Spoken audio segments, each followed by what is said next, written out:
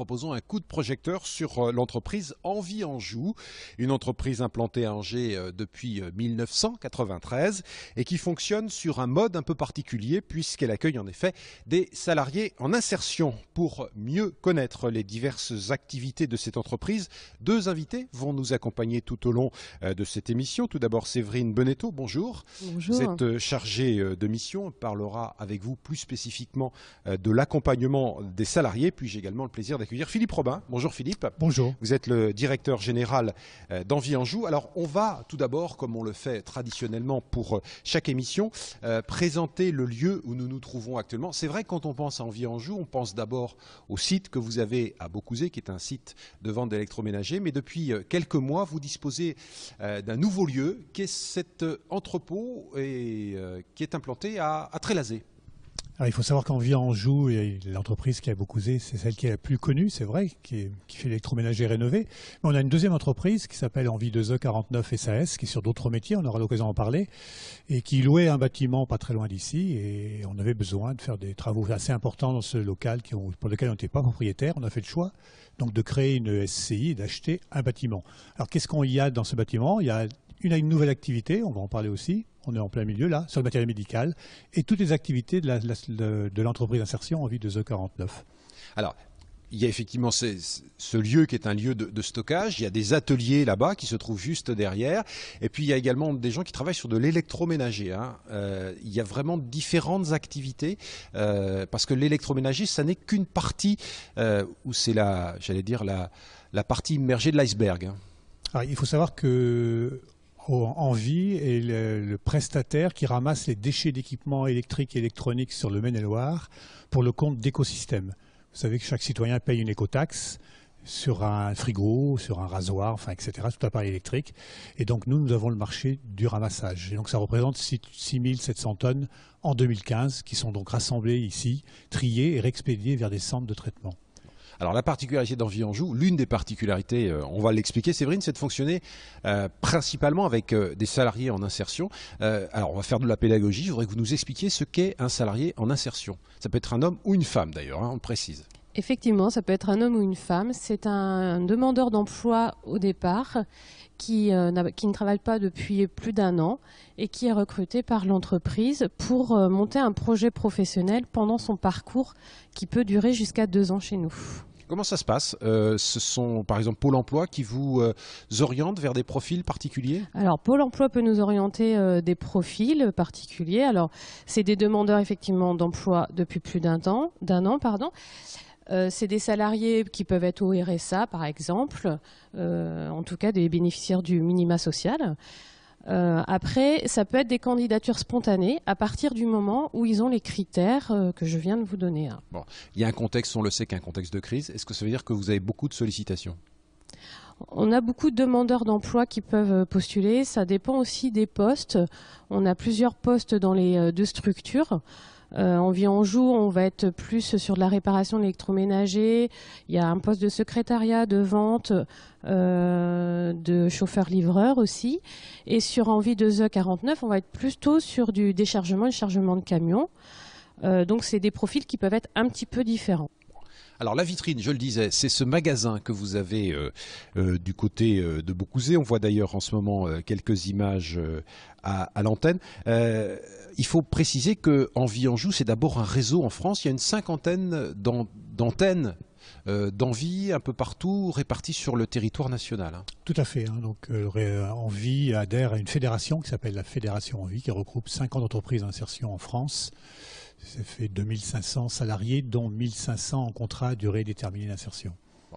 Est-ce qu'il y a la même architecture à chaque fois? Je pose la question, mais j'ai déjà un peu la réponse, parce qu'effectivement, chaque structure d'Envie peut développer ses propres activités. On a le métier historique qui est l'électroménager, donc l'économie circulaire autour de l'électroménager, que tout le monde connaît, c'est ce qui est le mieux connu. On a une deuxième structure qui est la partie déchets, la collecte de déchets ou le traitement de déchets d'équipements électriques et électroniques. Presque tous les Envies font ça, toutes les entreprises Envie. Et puis après, il y a des projets spécifiques. Ici, très spécifiquement, on a développé une nouvelle activité qui est sur la rénovation de matériel médical, qui est en phase de se développer dans 5 ou 6 entreprises en France. Bon, ça on en reparlera effectivement parce qu'il y a plusieurs questions qui se posent autour de cette activité. Ce magasin que vous avez à Beaucouzé, il a d'abord une vocation, il permet de... Alors ça c'est la première vocation, c'est de proposer du travail à des salariés en insertion, ça c'est le premier point, on en reparlera tout à l'heure. Deuxième élément, ça permet effectivement de redonner une seconde jeunesse ou une nouvelle vie à des appareils électroménagers. Et puis ça permet également à des consommateurs de bénéficier de tarifs extrêmement compétitifs sur des appareils qu'ils ne pourraient sans doute pas s'offrir dans des magasins traditionnels. Le fait de recycler ce type d'appareil, c'était la vocation d'Envie à l'origine, hein, la première implantation sur engin en 1993. À l'époque, c'était un peu précurseur quand même. Vous avez raison, c'était précurseur à 2 titres, hein, les premières entreprises en vie, au titre de la création d'entreprises d'insertion, parce que les premières entreprises en vie datent de 85, c'était les premières entreprises d'insertion, plus orientées vers les jeunes d'ailleurs, si on reprend l'histoire, c'était la découverte du chômage de masse des jeunes dans les cités, hein, donc c'était la première réponse, c'est donner de l'emploi à des jeunes non qualifiés, et puis l'idée d'arrêter de moins jeter, de moins gaspiller, et pourquoi pas de remettre sur le circuit des produits qui a priori peuvent avoir une seconde vie.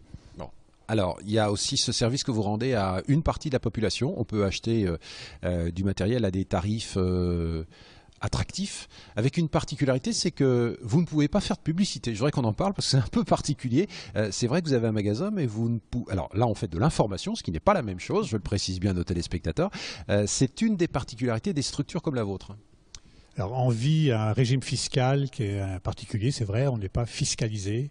Donc, on dépend de ce qu'on appelle la règle des 4 P. Donc, on doit, c'est vrai, faire attention à nos prix. Hein. Donc, on a des règles assez sévères sur le prix, mais aussi au public qu'on vise. Et on doit, c'est vrai, pas faire de publicité. Tout à fait. Bon, c'est une précision. Donc, on peut communiquer. Vous pouvez communiquer et faire de l'information, ce que l'on fait en ce moment. Alors, il y a le magasin et puis il y a ce qui se passe derrière, l'atelier. Là encore, on a quelques images à découvrir avec beaucoup de monde, des salariés qui sont également accompagnés puisque bien évidemment, ce sont des métiers qui ne s'improvisent pas. Il y a donc un accompagnement professionnel. Alors peut-être en parler avec vous, Séverine. Le but aussi, c'est d'être en insertion, bien évidemment, mais d'acquérir une formation, c'est ça aussi ? Exactement. Alors, la formation dans l'entreprise, elle se fait et sur le poste de travail et en salle. C'est-à-dire qu'on a des chefs d'équipe qui sont formés pour accompagner des salariés sur le poste de travail et leur apprendre le métier. Au-delà de ça, on va aussi en salle avec les salariés pour les former, les monter en compétences. Quand ils arrivent, ils n'ont pas forcément la formation et les prérequis pour réparer de l'électroménager. Donc, c'est à nous de les former et l'idée c'est de pouvoir les monter en compétences pour qu'ils puissent monter aussi un projet qui leur est propre et retrouver du travail derrière. Cet accompagnement il est extrêmement important, d'autant plus qu'on a bien souvent, mais vous allez me le confirmer, des salariés qui ont été éloignés de l'emploi, parfois pendant des durées relativement longues. Et il y a d'abord des savoir-faire à acquérir, mais il y a des habitudes à reprendre quand on de nouveau se réinsère sur le marché du travail. La première étape, c'est de reprendre confiance en soi. Le fait de se remettre au travail, de travailler tous les jours, c'est déjà, on est actif, on cotise, on participe à la vie sociale. C'est une première étape. Après, petit à petit, l'idée, c'est de pouvoir apprendre des notions d'un métier et de reprendre confiance en ses compétences, puis évaluer ses compétences et les développer. Et ça, c'est le travail que je fais avec les chefs d'équipe. Et au fur et à mesure des mois qui passent, je vais monter avec eux un projet professionnel qui va leur convenir à eux. Ça ne sera pas forcément dans l'électroménager, ça pourrait être dans n'importe quel autre métier. Le but, c'est bien évidemment, parce que la durée d'accueil est bien cadrée. Hein. Chez vous, on reste sur une durée bien précise. 2 ans maximum. 2 ans maximum, ça veut dire qu'il faut bien évidemment penser à ce qui se passera après ces 2 années. Tout à fait. En fait... dès le départ, quand ils arrivent, c'est quelque chose qu'on leur explique et qui est clair. On arrive ici pour un travail, on aura 2 ans maximum. Et pendant ce parcours, automatiquement, on va travailler le projet professionnel. S'ils n'ont pas cette notion en tête, ça ne va pas fonctionner. Donc, dès le recrutement, on leur en parle. Après, moi, je les accompagne et je les vois tous les mois pour qu'on puisse travailler ensemble sur cet avenir. Philippe, on peut rappeler un chiffre, combien de personnes accueillez-vous en ce moment en insertion à Envie-en-Joue sur les différentes structures que vous avez sur l'agglomération? Il y a 72 salariés en vie et actuellement 40 en contrat à durée déterminée d'insertion. Ouais. C'est important ce que disait Séverine. Il y a le fait de proposer pendant un laps de temps d'abord un apprentissage des métiers, un salaire bien évidemment, et tout ce qui va avec, les avantages liés à la protection sociale notamment, mais il y a cette projection que l'on doit avoir en se disant dans 1 an, 2 ans, je vais sortir du dispositif, il faut que je puisse retourner sur le marché du travail dans des conditions qui soient satisfaisantes. C'est tout le sens de l'entreprise insertion, qui est véritablement de permettre à la personne de se repositionner sur le marché du travail et on essaye de viser l'emploi durable, c'est ça l'idée. Donc c'est tout le sens.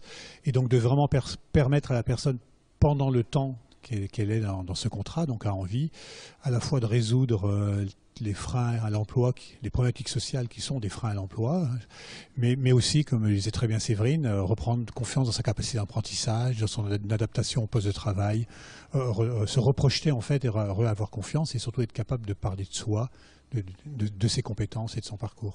Ouais. Séverine, il y a des salariés qui, bien évidemment, on rappelle que Envie-en-Joue a démarré ses activités, vous le disiez Philippe, au milieu des années 80 en France, depuis le début des années 90 ici à Angers. Vous suivez les salariés qui sont sortis du dispositif pour savoir si les objectifs que vous étiez fixés ont été atteints avec ces salariés en insertion? Alors à la fin du parcours, effectivement, on recense la sortie des salariés, soit ils sont en emploi, soit en formation ou d'autres situations.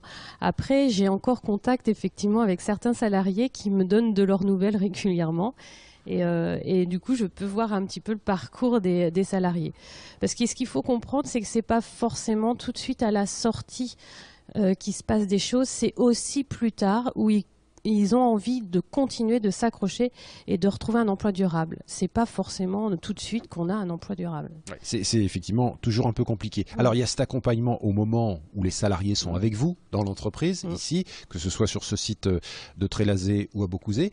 Est-ce qu'il y a également un volet social, j'allais dire, pour faire en sorte que ces personnes, par exemple, puissent être plus autonomes en matière de tout ce qui est tracasserie administrative ou autre? Complètement. En fait, la partie plus sociale, je vais essayer de la travailler dans les premiers 8 mois, si c'est possible. Comme par exemple le logement. On cotise au 1% logement, ça nous permet d'avoir un partenaire qui va appuyer dans les offices d'HLM, par exemple, le dossier du salarié pour qu'il ait un logement adapté à sa situation. On va aussi travailler par exemple avec l'IRSA qui va intervenir auprès de nos salariés, leur présenter un bilan de santé complet. On va avoir plusieurs actions tout au long du parcours. On essaye de résoudre les problématiques plutôt dans les premiers 8 mois pour qu'après, moi, je puisse travailler vraiment sur le projet professionnel. Bon. Sans citer de nom, bien évidemment, parce qu'on n'est pas là pour ça, mais est-ce que vous avez vraiment, à un moment, permis à des personnes de reprendre pied, très clairement? Tous les ans, tout le temps, oui. Oui, c'est clair, c'est le but de notre travail.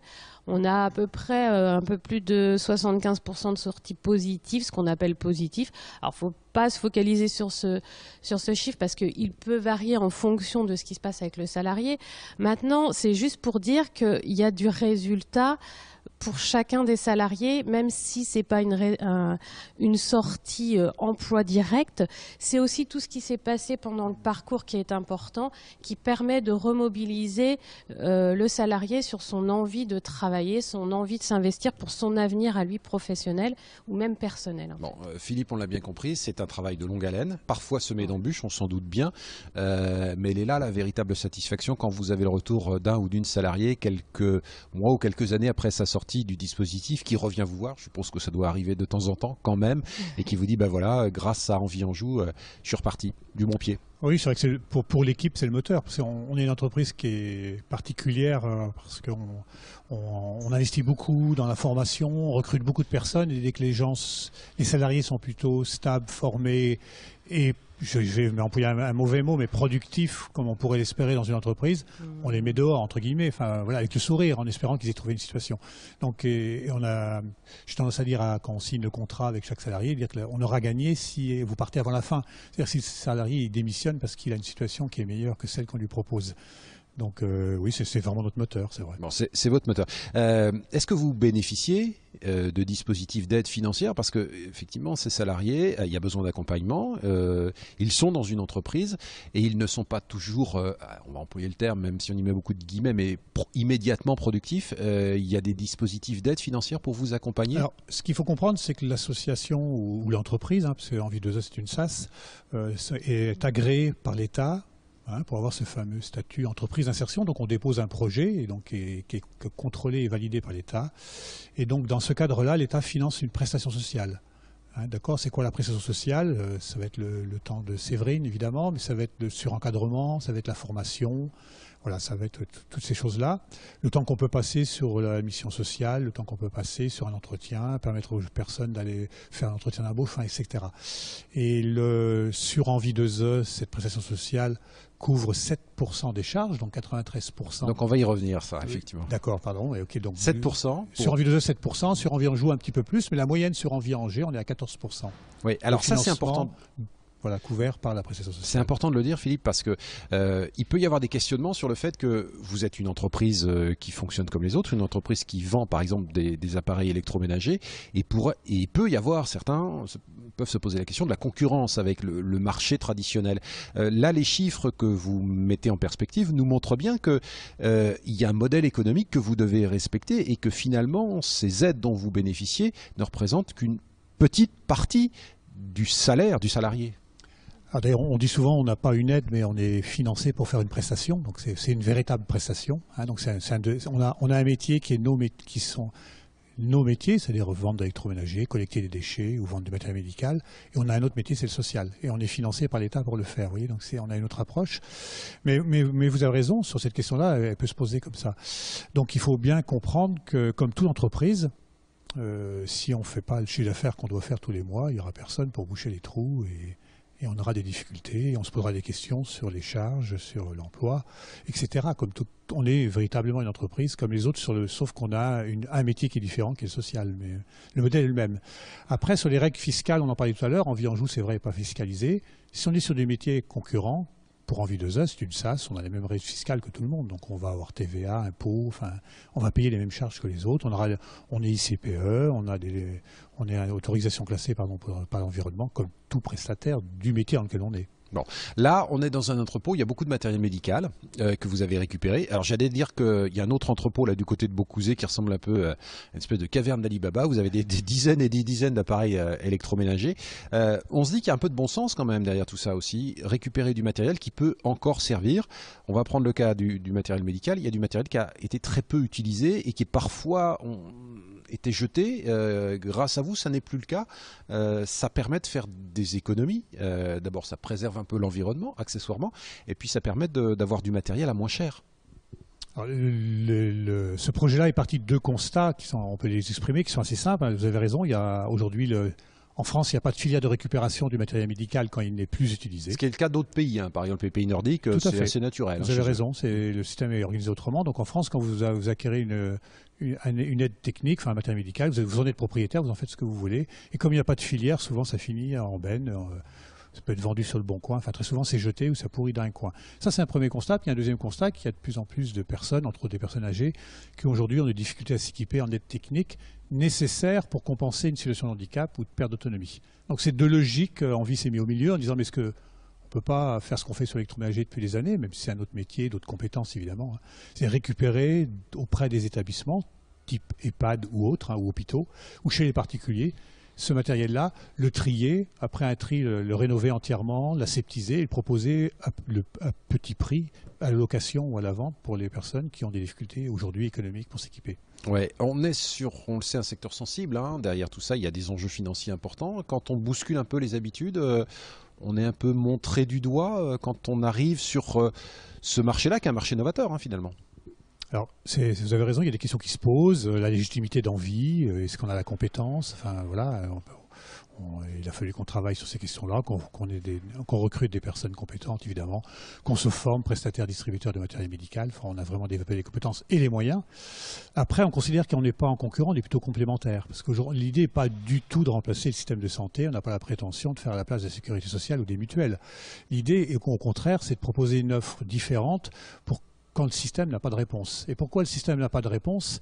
C'est parce qu'une personne n'a pas de mutuelle, c'est parce que le reste à charge de la personne est trop important, elle ne peut pas le payer. Ce qu'elle doit payer une fois qu'elle a déduit mutuelle et autres, sécurité sociale. Ou c'est un deuxième matériel, il faut savoir qu'un deuxième matériel, parce que vous avez besoin d'un lit pour accueillir votre maman chez vous, c'est pas pris en charge, enfin, etc. Il y a plein de situations aujourd'hui qui font qu'en France, il y a des personnes qui ont souvent, pour des raisons économiques, des difficultés à s'équiper, qui refusent d'accéder à un équipement ou qui a un équipement de bonne qualité parce qu'ils n'ont pas les moyens. Donc l'idée est bien d'essayer de proposer quelque chose qui soit garanti, qui le fasse avec toutes les garanties utiles et nécessaires sur la sécurité, évidemment, sur la qualité du produit. Bon. Question commune à tous les deux. On sait que le contexte économique reste très compliqué, même s'il y a quelques signes encourageants depuis quelques temps. Alors, on parlait de la création d'Envie Anjou, milieu des années 80, plantation à Angers, 1993. Les entreprises d'insertion, il y en a une autre à côté d'ailleurs, hein, il y a Solidar Auto qui est à quelques mètres d'ici. Elles ont toujours leur pertinence et elles permettent d'apporter une solution à des personnes qui, de toute façon, auraient vraiment des difficultés à intégrer le marché de l'emploi de façon directe, Philippe.